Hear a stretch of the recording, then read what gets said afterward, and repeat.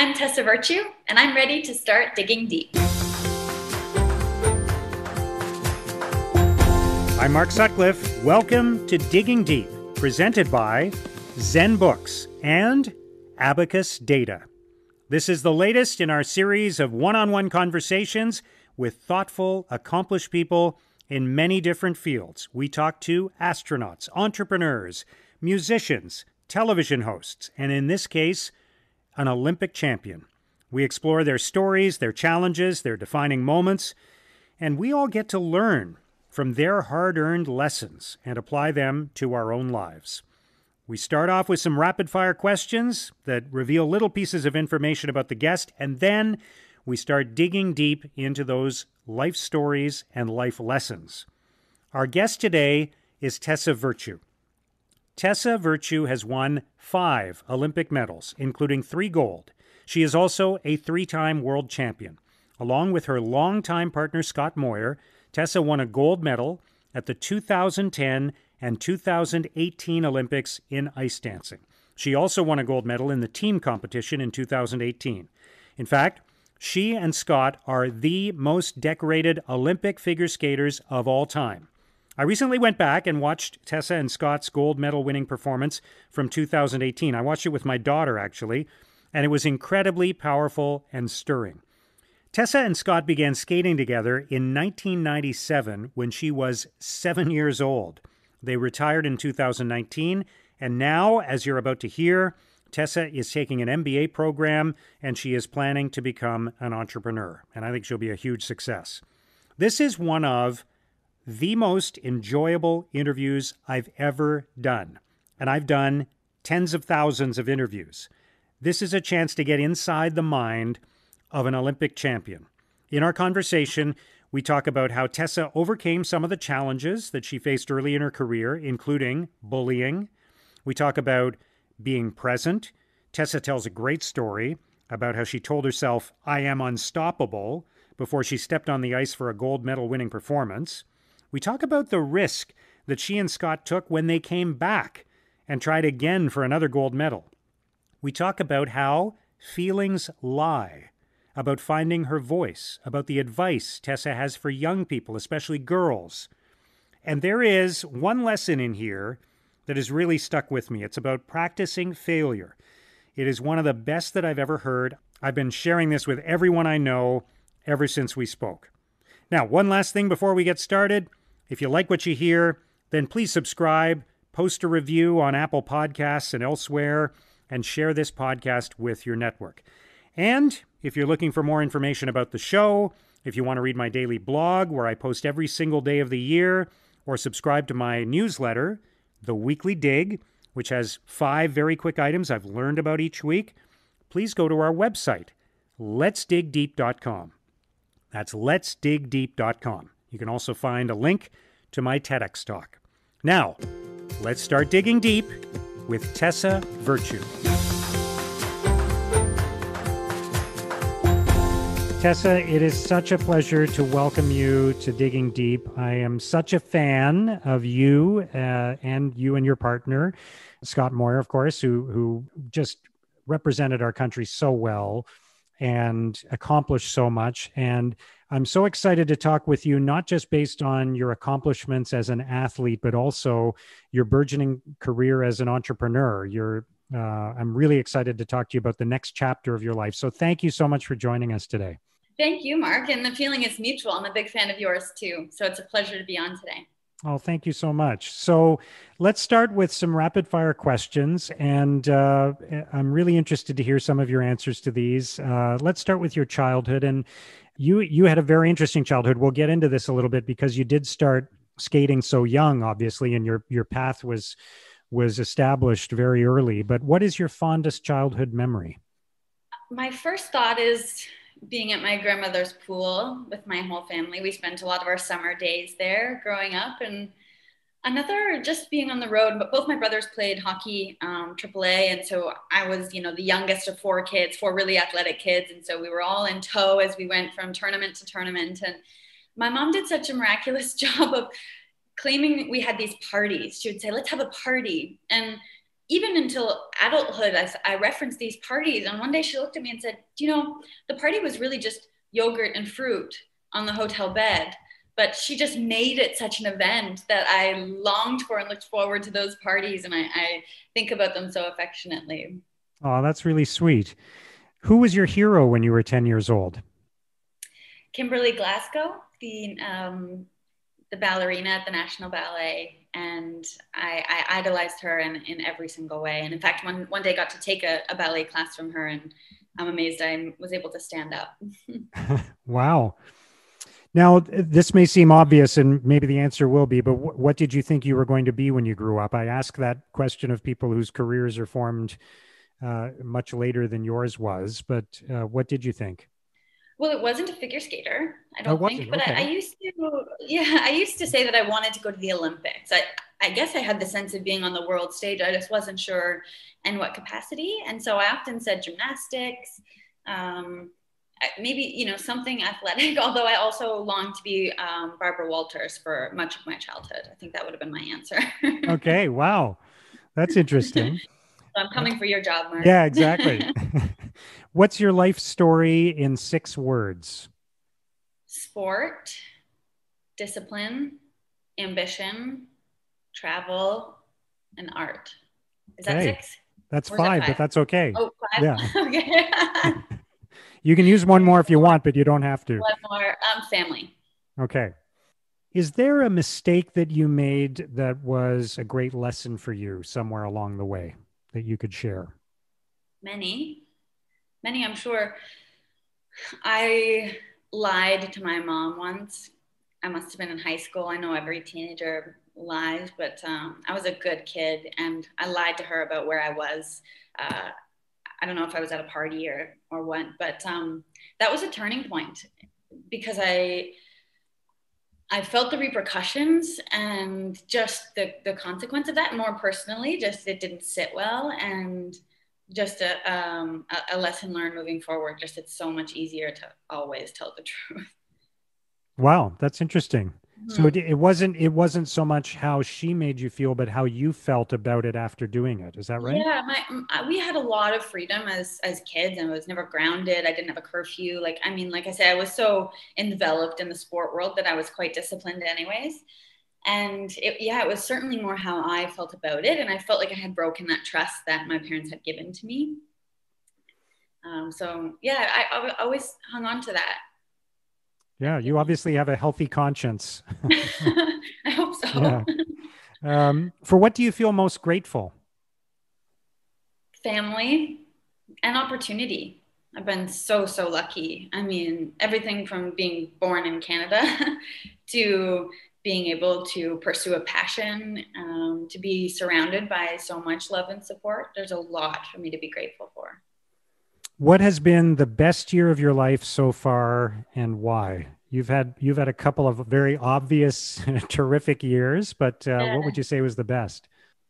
2020. And I say that understanding the backdrop of the year was not great for humanity, and, you know, the heartbreak and the uncertainty that everyone has faced. But in my relative sphere, 2020 was remarkable in a lot of ways. And I think partly because in 2018, of course, professionally, it doesn't get better than 2018, but there was also so much pressure that it was almost overwhelming. And I remember thinking in 2018, how could I ever top this year? How could I, where do I go from here at 28? And it's refreshing to know in 2020 now that all the things that I didn't get to experience as an athlete, sort of the quote unquote normal life things, now I get to really embrace and cherish, and they mean so much more. Wow, that is really interesting. So, what would you say was the toughest year of your life so far? 2008, 2009, leading into the Vancouver Olympics, partly because I was injured. I had surgery on my shins and calves, and I was in so much pain. My grandmother had just died, and we were incredibly close. She raised me, basically. I was really bullied and ostracized by some of the other females at the arena that I was training in. Um, Rumors were flying. It was just personally, as I was coming into my own,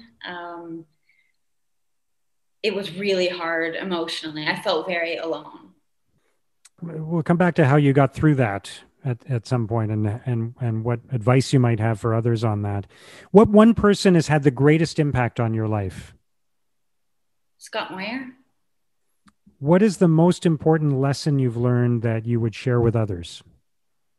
That the end result, the end destination, and I can say this, like the gold medal, that podium moment, it means something because of the process that led into it. And it's a marker of all that hard work, but honestly, that the joy is in the hard work. The satisfaction, the fulfillment, that all comes from the challenge and pushing through it. I like that a lot. That really resonates with me. It's the journey, not the destination, right? Totally. I Ultimately. know. And I Yeah. try and not sound so cliche when I say Yeah. that, but it is so, so true. Yeah. What would people be most surprised to learn about you? This is always a tough one to answer about yourself. I'd be so curious to know what your answer is too on this, but it seems like from asking those closest to me, I think that there's no change from the public persona to the personal. I hope the takeaway from other people, just to clarify, is there's some authenticity there. Yeah. Well, and I don't think people would be surprised that you're authentic, but the fact that your private life is, and the way you are privately is similar to the way Yes. you are publicly. I think that's, yeah, that is, Yeah. What would yeah. people be surprised to learn about you? That's a great question. Probably that I'm still like I'm shy. I was a very shy kid, and I haven't totally lost that. I've learned how to overcome that. I am an introvert, and I really cherish alone time and all of that. Even though the work that I do involves, Right. you But that know, must be exhausting then, because you're giving so much of yourself, and do you find your energy stores are depleted at the end of the um, I guess I've gotten used to it, and it does feel like when we're finished this, I will definitely exhale. Not, and it's not that I'm not like I'm really enjoying this, obviously, and I love these conversations, and I'm really the opportunity to talk with someone like you or David Johnston or people like that is fantastic. But I think it probably is similar to how you would feel at the end of a skating performance. Is that, yes. yeah. And I'm much that way too. If I'm in a crowd or, at an event, I get quite overwhelmed. I'm competent in those situations, but it's not a natural environment. I definitely need Yeah. to recharge by myself. Yeah. Interesting. You turned a little Barbara Walters on me there Sorry, I'm so sorry. I by tend to do that. by asking questions. That's okay. What is your secret talent? Oh my. I honestly don't feel like I've had time to develop a secret talent. Like, what do most people answer to that? I am talentless. I think, and I don't even feel like I'm talented on the ice. I think I just worked for Come it. on. So I don't have an answer for that one. I need to work on that though. I need to learn to juggle or something. Yeah. But that is, I mean, that speaks to the singularity of your focus for so long, right? That's you don't have the opportunity to be dabbling in other things or having multiple areas of interest when you're that focused on pursuing an Olympic gold medal, right? Right, right. Yeah, and I guess some things that people would consider talent became my job. So, like I would say dancing maybe came kind of naturally, but that was also a very honed skill. So, Yeah. What is your boldest prediction for the future?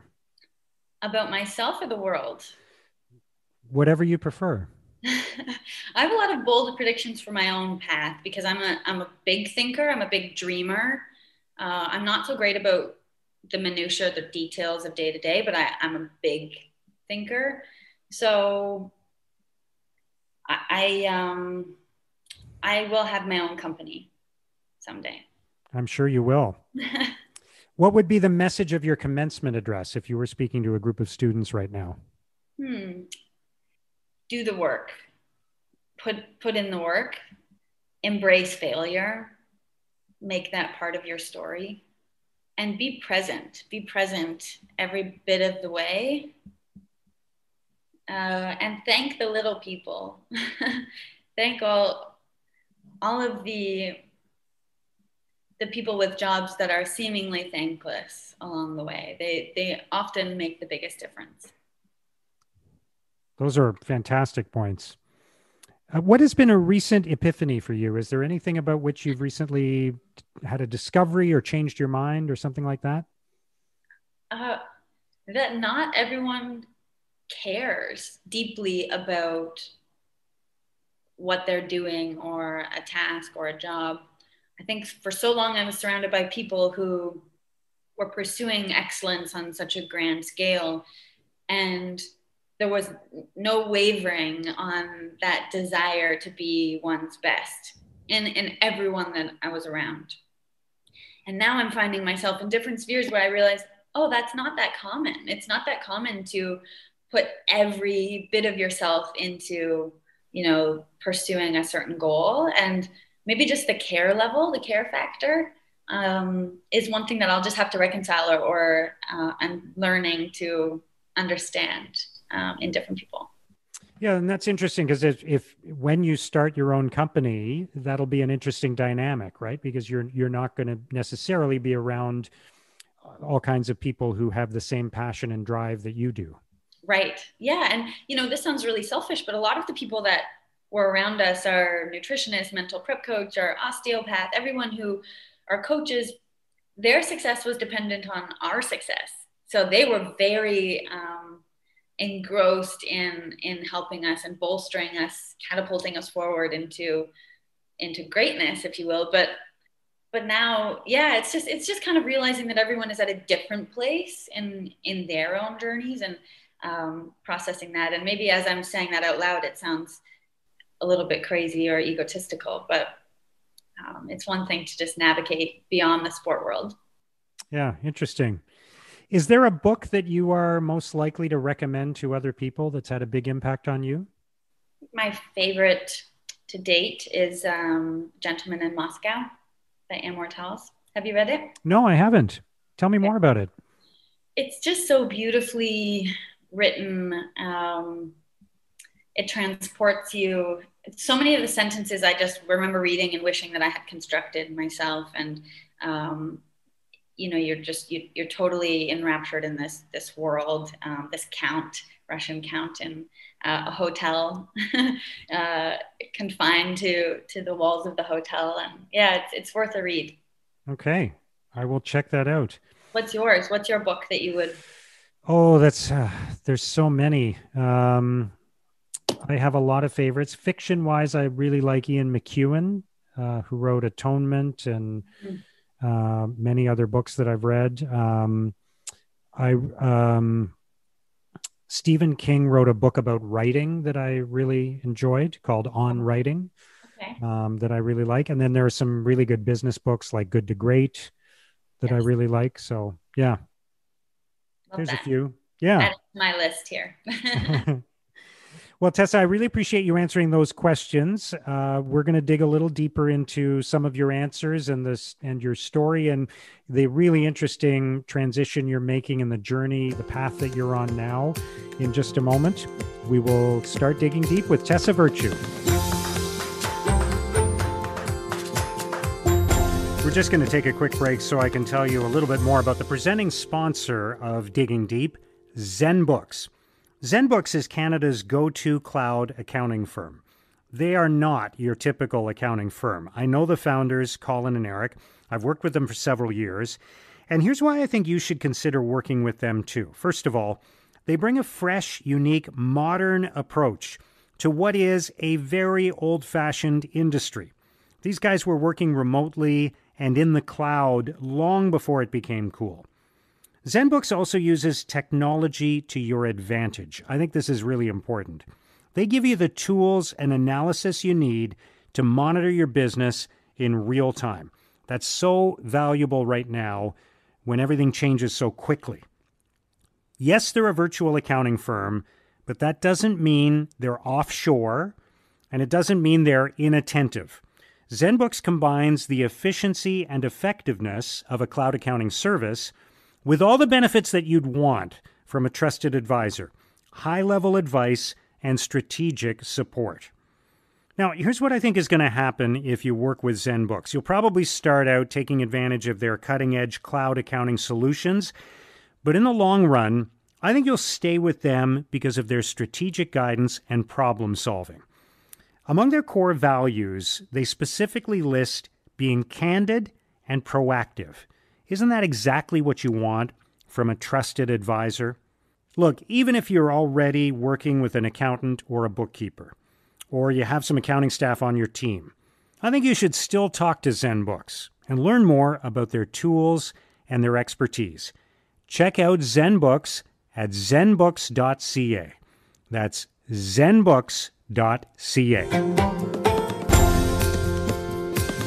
Digging Deep is all about helping you make better decisions, and so is Abacus Data. Most leaders struggle to connect with and engage their audiences. Why is that? It's because they aren't sure how they think and feel and how they will react. Abacus Data can give you the strategic insights you need to make better decisions and to make them confidently. Here's a good example. A major national union was recently negotiating a new agreement for its thousands of members. This had the potential to be a very difficult process. There were many competing interests. So they brought in Abacus Data to conduct thorough and detailed research of their members to learn exactly where they stood, what they were thinking, what they wanted. And as a result, they were able to secure a strong new deal that was accepted overwhelmingly in a national vote.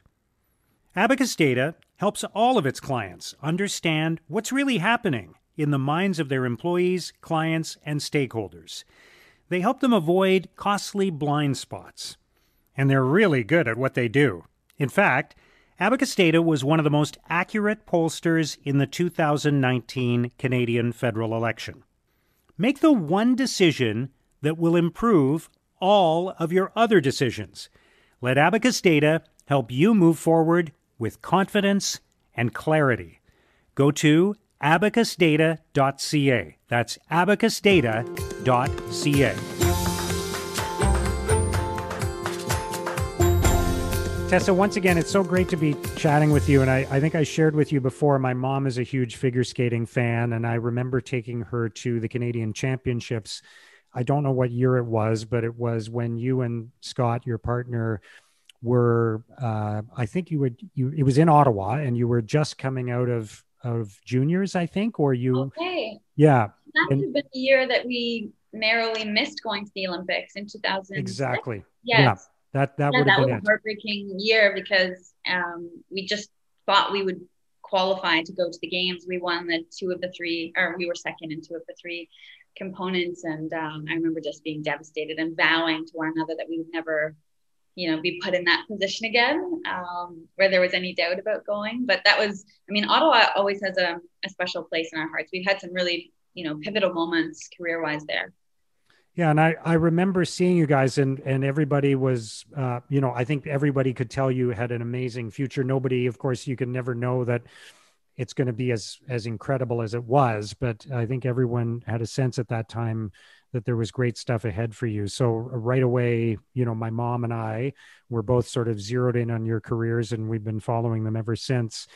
And you shared a note on social media from when you were 8 years old, which was so cute. And I have to admit, it reminded me a little bit of my daughter, who's 9 now and is in gymnastics, because you were talking about going to a competition with Scott. You were already paired up with him at that time.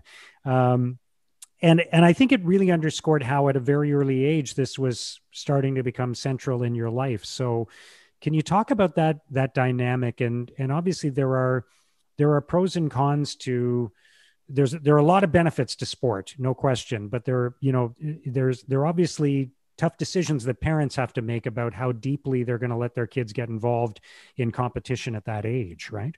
You're right. And I often reflect upon what our parents faced. And I'm so grateful because even from Scott's side, and he comes from a very, a big skating family. Everyone skates, everyone coaches, it's in their blood. And And yet every year we sat down at a boardroom table together, both of our families, and our parents would say, would you like to do this again? And the only requirement was that if we said yes, we needed to see the year through. We needed to be fully committed to that season. And truthfully, I think everyone was surprised when we continued to just say yes, yes, yes, year after year. And at some point, I mean, we had unconditional support from our parents, but no real interference. Like, it was totally on us. The motivation was intrinsic, and there would have been no stopping us. We set our minds and our sights on, and I won't even say the Olympics early on, but on being the best in novice or then junior, and kind of working our way up. And we just seem to latch on to this notion of exploring our potential. But you're right, there are a lot of ups and downs. And I think now about the sacrifices made so early on, to be so disciplined as kids. But at the time, they simply felt like choices. Well, and what you said there that I think is really important is that it was your dream and Scott's dream. It wasn't your parents' dream, right? And I think that's Right. important. We've heard, I think of Andre Agassi as an example. Like, he Yeah. had a lot of pressure from his dad, right, to be a Yeah. tennis professional, and he Yeah. struggled with that, right? So it doesn't sound like you felt any of that. Not at all. And in fact, I think if I had felt that pressure, I would have, well, definitely resented it, but it would have pushed me away from the sport. So, in fact, even when I was flying to the Pyeongchang Olympics, my mom wanted to give me the out. You don't have to do this if you don't want to. She was always quick to sort of be there to say, this doesn't define you. You don't need to be Tessa the skater. And that was always just so comforting personally. But it always meant that I took responsibility and accountability for skating and my career in it. Let's talk about that tough year that you raised. You mentioned that you were bullied by other girls in the skating environment, and that you went through some very tough times. What was that experience like, and how did you get through it? It was just so isolating. I remember, part of that thing that girls do in the manipulative ways is really isolating you from the group and making you feel alone. And just kind of walking into that toxic environment every day was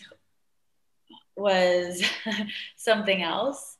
It did make me focus more maybe on the sport because it was a way to channel my energy. So I knew that when the music was on and we were performing or practicing, that I could get lost in something else and play a character. And I was grateful to have that. But, skating is so strange because you're always practicing with your biggest competitors, or we were in an event. We often shared a coaching staff. And so every day feels like nationals or worlds or the Olympics. And, you often try and foster a really healthy environment with that, but it's not always easy, especially as teenagers, when you don't really have experience to draw on. It was just a lonely time. And, add to that, I was just in a lot of pain and trying to sort of keep that in because, again, as an athlete, you don't really talk about that. You're not really supposed to show that weakness. And I look back now and just remember feeling like I was carrying the weight of the world. But I was certainly better for it, like years down the road. Then I just knew I could walk in and I could have that steely sort of composure because I had just sort of learned to create that armor. So, do you have any thoughts on how you did come out of it? Sometimes it's hard to really understand how you withstand something like that, and what tools you draw on to overcome it. But do you have any reflections on that? Part of it was acknowledging, where my true friend circle was. And I think I made some adjustments knowing that, okay, the rink was where I went to work and I could have colleagues and I could be cordial. And this was even as an 18-year-old. We skated with actually a female American skater, Tanith Belbin, and she really taught me this, that, you can go and that's your place of work, but I created such boundaries with my personal life and felt like, okay, I could get through that at the rink knowing that I had a really safe place and I had friends that I could count on and cared for me. And it was all separate. So I was able to just build these big elaborate boundaries and walls in my mind of, okay, this is professional Tessa, this is where I go to work, and this is where I'm honing my craft and trying to be the best figure skater I can be. But that's not maybe where I feel the void needed for friends and, the rest of my personal life.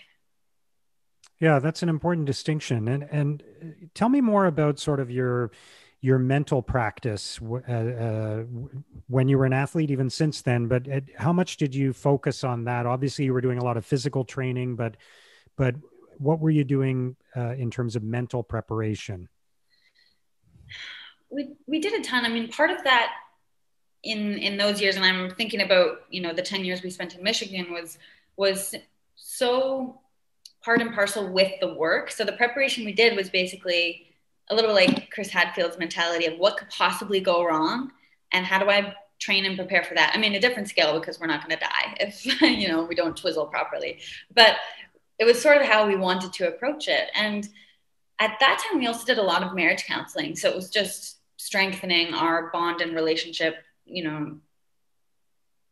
as a team. Not that we were married, but just like that, the skill set required to really support one another. Was it actually marriage counseling that you did? It was, yes. Yeah. Yeah, that was So, his specialty. okay. But it So did help you us. worked with a marriage counselor to help your relationship with Scott Yes, exactly. yeah, We your work marriage, I guess. exactly, Yeah. exactly. And we just knew that was the most important element of our success. It bar none, that was what took priority. And then later, for the last 2 years leading into Pyeongchang, the last 2 years of our amateur career, we worked with a mental prep coach specifically on peaking and performing under pressure in the right moment. And it was like going back to school. We would sit down in his office for lessons and practically apply them. He would be at the boards with us, come to every competition. And every day we spent simulating the Olympic Games so that we could be mentally prepared and equipped with the right toolkit. I like that because I think one of the just as a parallel example, I look at politicians when they go and do debates, right? And it's an unfamiliar environment unless you practice a lot for it, right? And you want, I think of an infielder in baseball going out every day and taking ground balls because when it's the final out of the World Series and a ground ball is coming your way, you want it to feel completely natural and not have to think about it.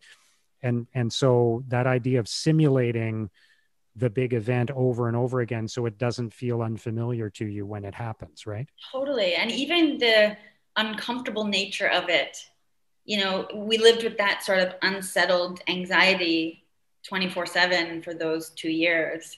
It never left us. But even that, like the nerves and the butterflies, became just part of our existence. And we learned to control them. The partnership you had with Scott, I find it really interesting that you worked on it with a counselor. I find that because I think there were some people who would approach that sort of thing of, just kind of handling it organically. And if it works, it works. If it doesn't, it doesn't.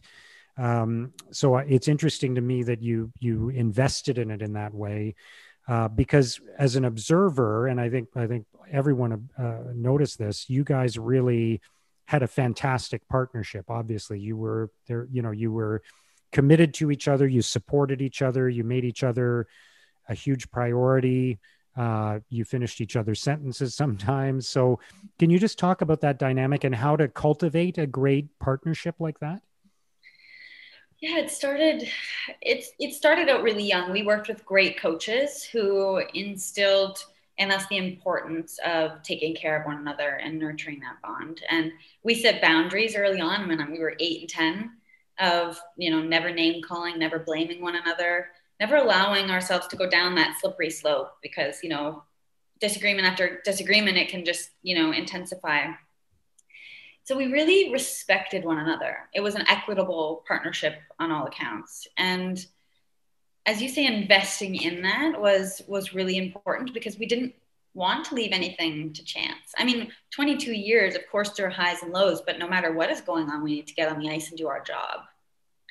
And not only that, but the process of the grueling work, 10-hour days, 50 weeks a year, was so much more enjoyable when you had your best friend there to go through it with. And there's just so much external pressure that it was our job to make one another's daily lives easier, better, more supported.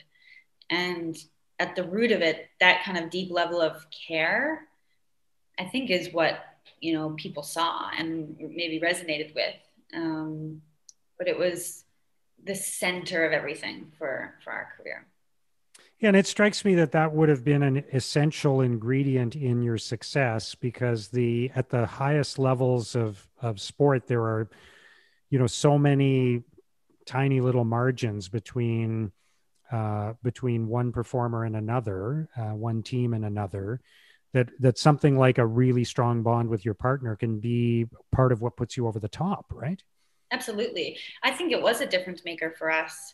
Not just that longevity that we shared, but the knowledge that in those moments of pure vulnerability, you had someone right there, supporting you. And we could just read off each other. As you say, finish each other's sentences. We could just read off of each other. And in a performance that is so choreographed and calculated and strategized for us, there also needs to be a little bit of room for that magic. And you need to be able to really feel your other half as you go through those performances.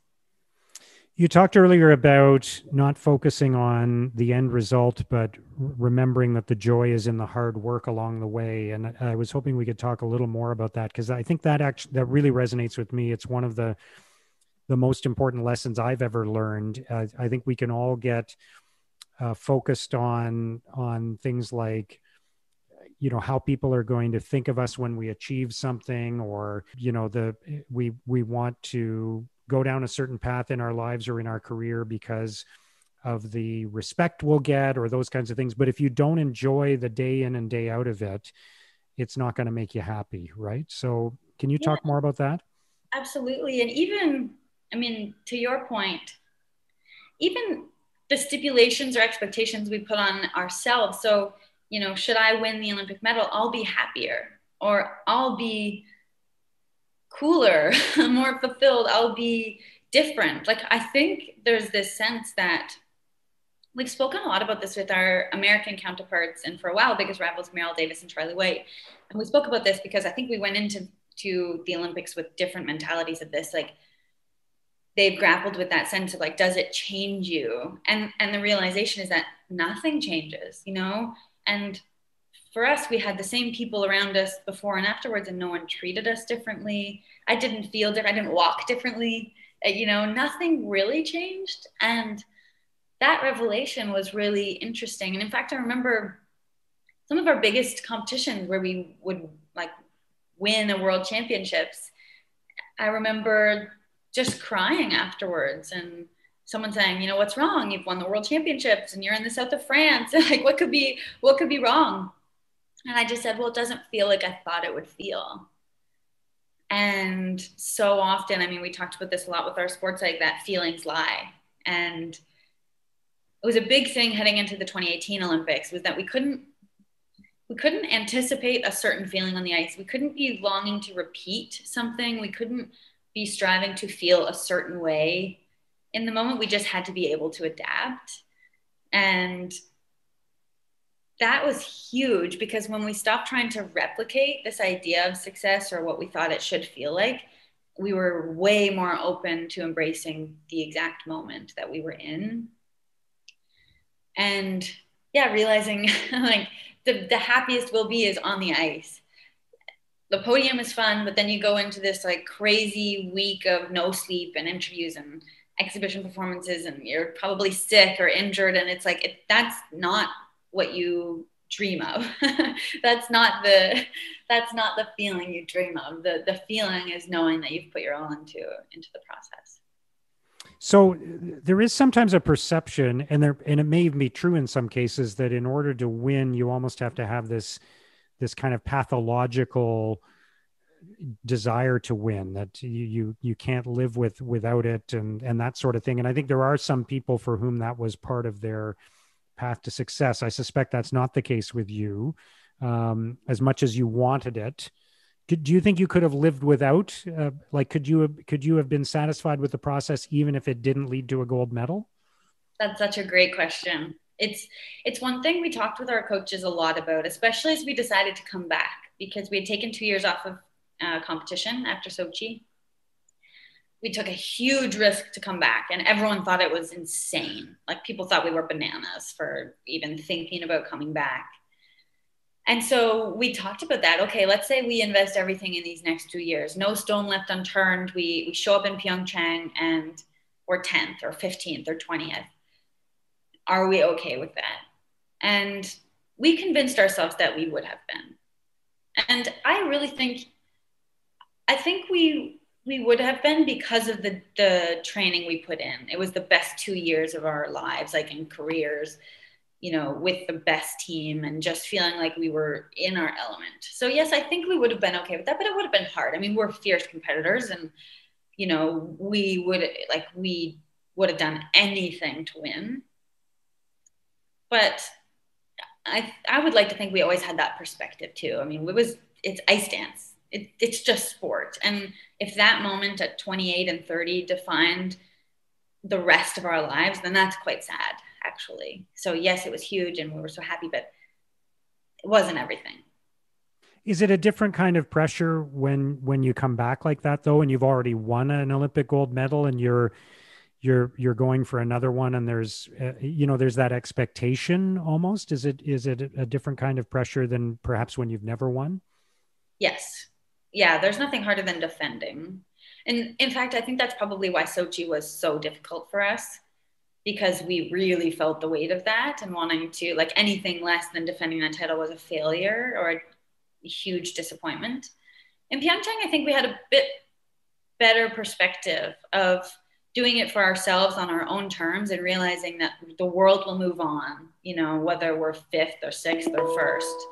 And so I think we took a bit of that pressure off from the outside, but it was much more significant internally and for us. Is it true that when you stepped on the ice at the Olympics in 2010, that you said to yourself, "I am unstoppable"? I read that somewhere. 2018. 2018. Okay, yeah. I'm sorry. Yeah. No, that's okay. It's, what was I saying in 2010? Probably I was listening to Jay-Z and Rihanna, "We Run This Town." So it was probably some lyric from that. So then walk me through the moment in 2018 when you're saying to yourself, "I am unstoppable," and why that phrase, and how you arrived at that, and what that moment was like when you said it to yourself. Well, we had about 40 or 45 minutes between our on-ice warm-up, 5-minute warm-up, and when we actually stepped on the ice to perform. And that is the longest, most excruciating 40 minutes of your life. And we were pacing around, and I remember just thinking, like, what do I have to do to get out of this situation? Like, will the power go out? Can I fake sick? Like, what, anything. Your brain just wants to protect you from the imminent pain and, like, the fear of putting yourself out there. And Scott just looked at me, and I know he was feeling the same, but he just looked at me and said, "Hey, this is exactly what we want. This is what we've asked for. This is what we've trained for. This is the moment. We want all of the pressure. This is the story we want to write." And that was so comforting to me. And our coaches always said, once the music starts, you know what to do. So it was just sort of getting us into that opening position, and we grabbed hands. And I didn't know that was also sort of a mantra for Scott at the time. And so he just sort of looked at me, and almost at the same time we said, "We're unstoppable." And it was just like an empowering feeling of, like, okay, let's do this. And we wanted to attack. We didn't want to play it safe. We wanted to have the moment like we knew we could, like we had done in training. And it was just sort of that, like, acknowledging the fear and just realizing, like, I'm going to bulldoze my way through it. I love that. I think that's great. I think it's especially powerful for a female athlete to be thinking in those terms. And I wanted to talk to you a little bit about women in sports and girls in sports, because there's a stat about how girls are twice as likely by the time they reach 13 or 14 to leave sports, which I think is really, really a big concern. And what do you think some of the pressures are on girls, and how can we change that? How can we create an environment where girls are more likely to stay in sports? Oh my gosh, this is, I mean, it's so important. And you know, with your daughter, Kate, how much she can learn and grow and evolve and come into her own through sport and all of those lessons. And it breaks my heart to think that girls are missing out on that. And part of that is, you know, this idea of how we're being perceived, how our bodies are being judged and criticized, what we think we're worth, even this like being cool in school, and how we're so consumed with what other people think. And you know, when they do this research on why girls are you know, not participating, some of it is that they don't want to be in the gym clothes, they don't want to put themselves out there in that way, and they don't feel confident, and they're worried, you know, boys won't like them or girls won't like them. I mean, there's so many factors at play. And I think, first of all, it's just having the resources to make sport accessible to girls in schools. And it doesn't have to be at the Olympic level or the elite level, even, you know, just work out with your friends, and creating a network where that's a safe environment. And we can focus more on the task instead of the appearance or the perception of the task. And I mean, I think there are some changes being made at the great role models for young girls, which is so fun to see. I mean, even look at Brooke Henderson and what she's doing in the golf sphere. And it's just important for girls to be able to point to someone and say, look, okay, she's doing that, I can do that too. So part of that is incumbent upon the media to be reporting in the right way and in positive ways for young girls. Yeah. All right. I want to talk about this transition that you've made because you are, as I understand it, you're taking an executive MBA program right now. Correct. And your goal is to be an entrepreneur and a business owner. So first of all, why did you choose that path? What is it that appeals to you about that? Well, I've always known that school was important to me, and academics, and I wanted a new challenge. I mean, I did want something where, okay, there's an end date, and I know, okay, this is the end goal. I know how to work to it, even if I don't know the ins and outs of accounting or economics. I know that I can craft a strategy to an action plan to accomplish something. So it's a little bit of a parallel to what I'm used to in the sport world, but also flexing a very different muscle, proving to myself that, okay, I can do something beyond sport. And I'm of the mindset, I have a feeling you are too, that if I'm going to tackle something, if I'm going to jump into something, I want to learn as much as I possibly can about that sphere. I want to really learn even the verbiage and get exposure, and pull out and get that macro perspective on business as a whole, because I've had a very unique lens looking at it for the last 10, 15 years. So, I mean, I'm used to being my own boss as an athlete. That entrepreneurialism comes quite naturally, and I mean, I hope I don't regret coming out and just admitting that that's my goal, because it could change. But it excites me. The idea of building something from the ground up and creating something, filling some white space in the market is exciting to me. And I just want to learn. At this point, I'm just so curious, and I'm in that sort of like developing knowledge and acquiring mentors, and just trying to put myself in situations that feel really scary and uncomfortable. And yeah, it's thrilling, but it's also quite daunting. Yeah, that's a great answer to that question. That's you know, the idea of, because I think of entrepreneurship as a creative act, and I know a lot of people who aren't in business look at it from the outside as more of a commercial or financial thing, but I think it really is a creative act, like the arts or something else like that, because you are building something, right? So yeah. Yes, exactly. And crafting it and adapting it, and you know, putting even together the right team. You talked about leadership early on, and just learning how to empower those around me to be their best and to contribute to this common vision. It's something that really ignites this fire in me. You mentioned earlier you're as an athlete, you were in charge of your own career, and I know at one point I saw an interview where you talked about you and Scott being effectively the co-CEOs of your own company. Mm-hmm. Can you talk more about that and about some of the lessons you'll bring from your experience to the world of entrepreneurship?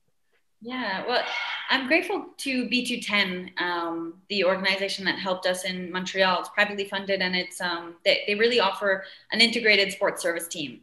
They find the missing links for what an athlete needs, and they really foster this great community of help around them. So we were really lucky. But one of their mandates was also giving us the experience of really steering the ship, so that, when I'm at this point in my life, I can look back and realize, okay, I've sort of been there, done that. I have some experience in a very practical way. And a lot of that was just ensuring that everyone was on the same page, that communication was streamlined amongst our, 10 to 15 staff members. And like I say, empowering others to be their best. And even like the psychology of bringing out the best of our coaches so that we receive the best coaching, and flipping that script around to like, okay, as an athlete, how can I stand on the ice and make my coach feel really confident so that their brilliance shines through for me? And it was really enlightening. And for a while, I think as I approached this MBA, I went into the program thinking, I'm not going to mention skating once. I'm going to redefine myself. I'm going to, move on. And no one wants to be the person just like hanging on to that idea of success or like what I was. And then I realized, well, that's where my experience lies. And there is some value to that, only in that there was resilience, and there was this, practical strategic plan that we were able to employ and meticulously craft so that we could be our best in one moment. And I think there are a lot of things actually that translate into the business world. So I'm trying to merge the two now, and feeling quite grateful for the opportunity that we were given in Montreal. That's interesting, and I didn't know a lot about sort of that structure, because you can have the perception as an outsider that when you have a coach and a manager, and you've got people who are leading you, that as an athlete, your job is just kind of to follow, right, and to do that, and not think about those kinds of things, and just to do what's asked of you and trust in the outcome. But it sounds like you very much were leaders in what you were doing, which requires a higher level of responsibility, right? You're right. And I think that's where a lot of athletes, as they transition out of sport, get lost, because they were so used to being told what to do, how to do it every minute of every day. And I can only imagine how difficult that is then when you're floundering out in the real world, and you don't have that support network, that safety net. So I do feel, really appreciative that we were given that platform, and also that Scott and I were mature enough as athletes to really take the reins and capitalize on that opportunity. We didn't back down from it. Yeah. So, and I think you were alluding there to the fear that you would just bring, you didn't want to be telling all kinds of skating and athletic stories in your MBA program, but I wanted the girl that was only talking about skating. In fact, like, I've never been more nervous than I am, even still participating on our Zoom chats with 90 other students, because, let's face it, everyone else brings such fascinating and tangible work experience to the table. I feel like I'm just playing catch up.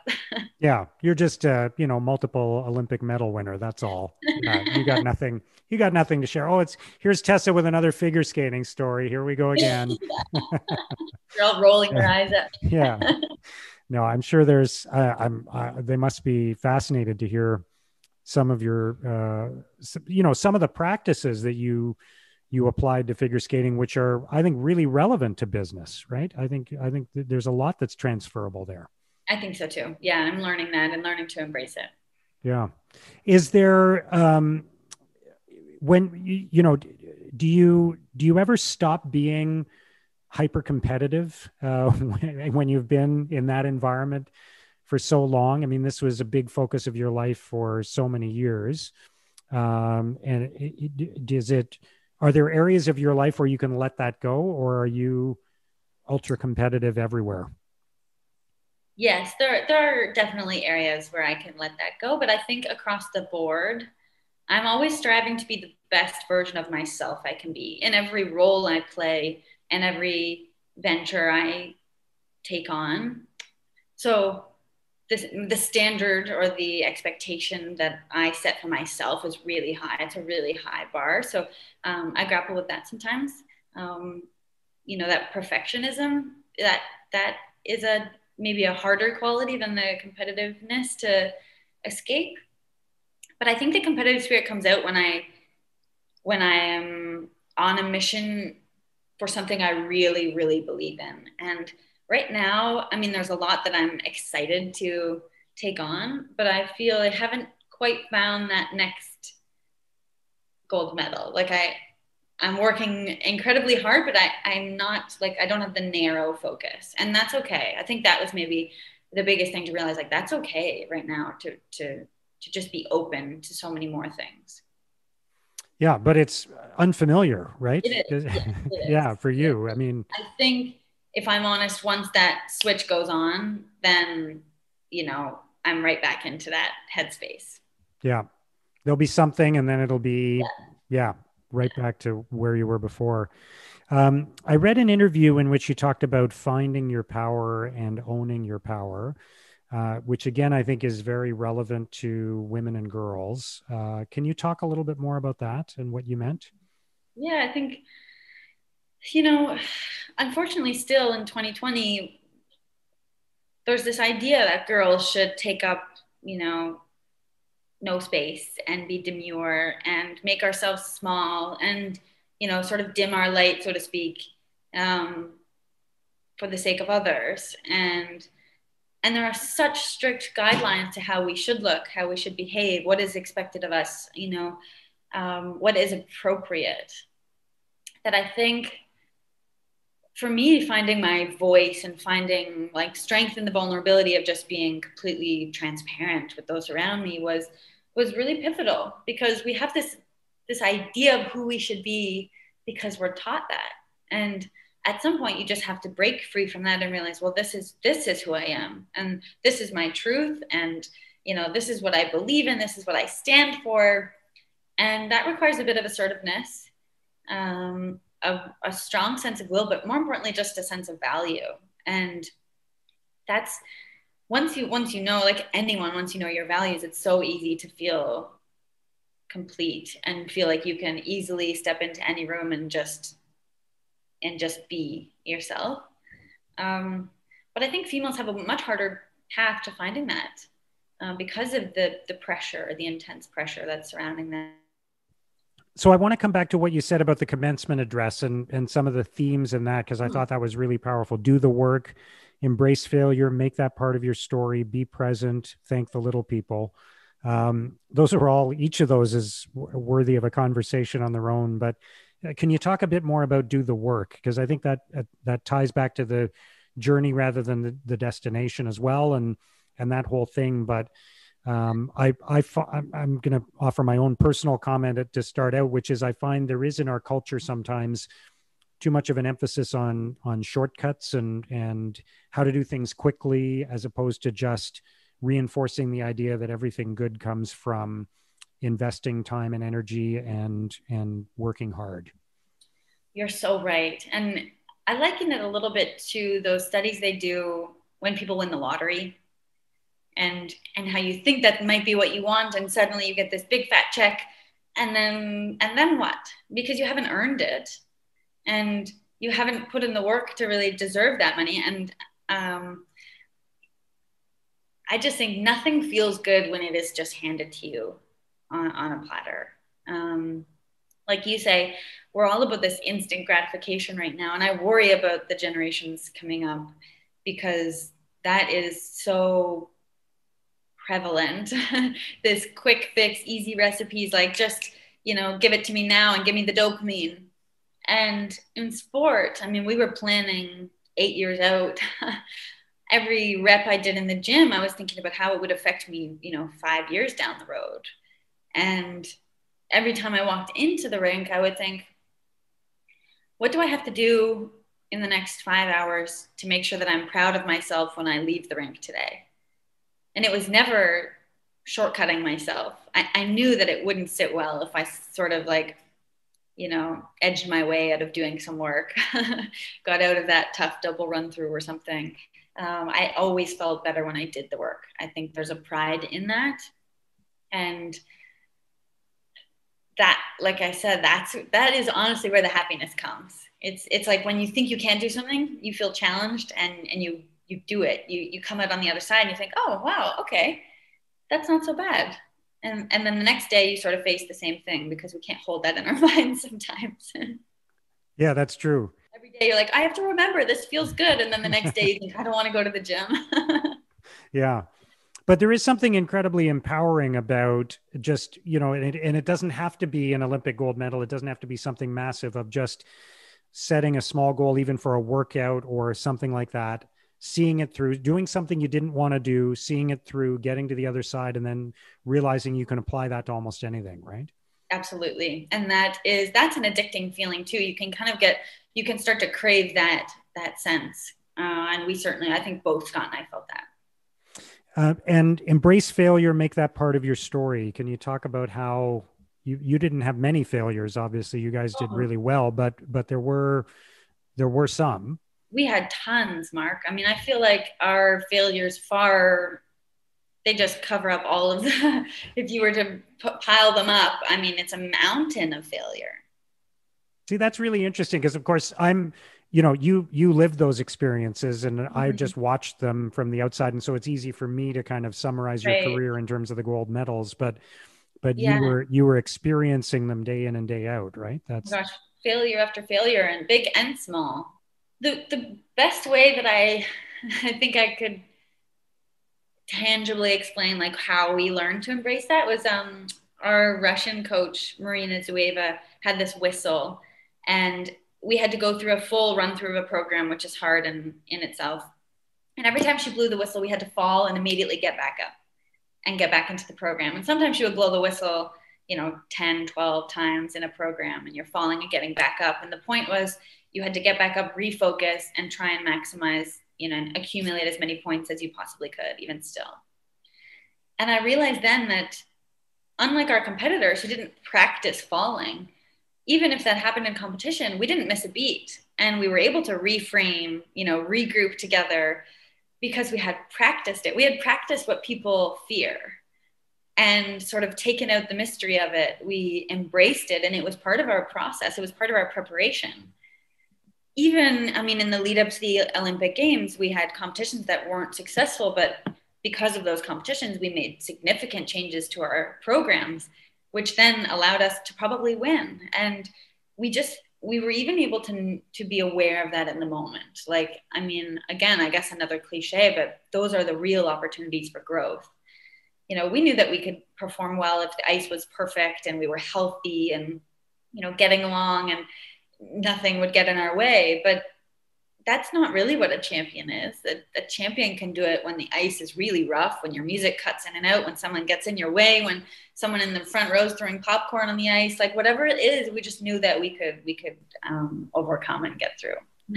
So you actually practiced failing. That I find that so fascinating because I think what even when people talk about overcoming failure, and failure is one step to success, and there are loads of cliches in that space, but they're talking about responding when failure happens to them, as opposed to preparing for failure, actually building failure into your process. Absolutely. And it was such an integral part of our process. And we always said that we wanted to be responsive, not reactive in the moment on the ice.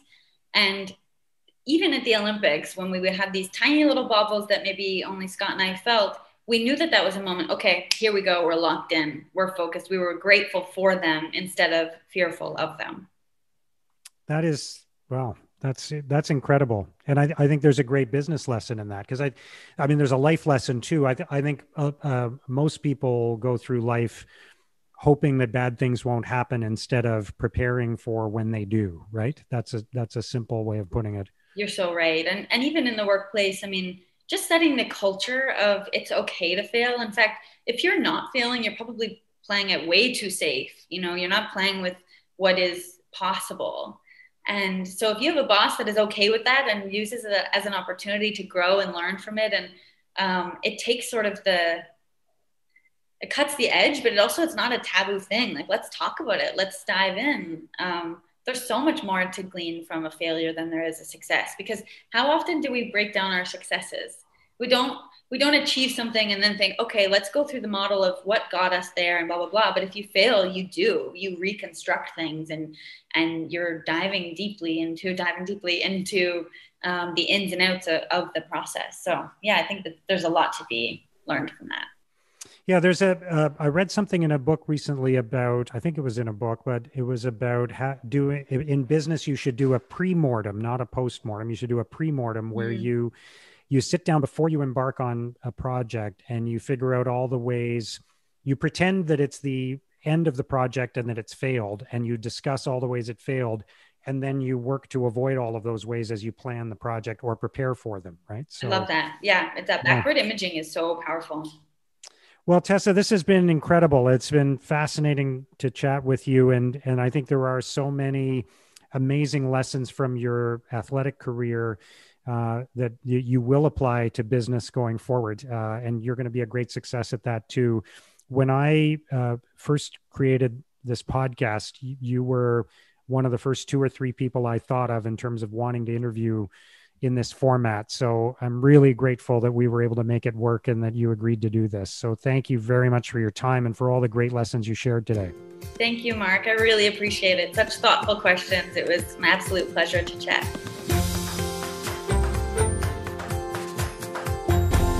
I really took away a lot from this conversation with Tessa Virtue. I love what she said about finding joy in the hard work, about the lessons of partnership, how she and no one else was in charge of her career.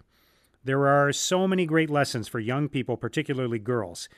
But the one thing that has really stuck with me is that image of her coach blowing the whistle and Tessa and Scott having to fall to the ice, get up, and keep going. That lesson about practicing failure rather than avoiding it is one of the most powerful that I've heard in a long time. So once again, thank you to Tessa Virtue for joining us on Digging Deep. If you enjoyed this episode, please review it and share it with others. Don't forget to subscribe. All of that will help us produce more great episodes.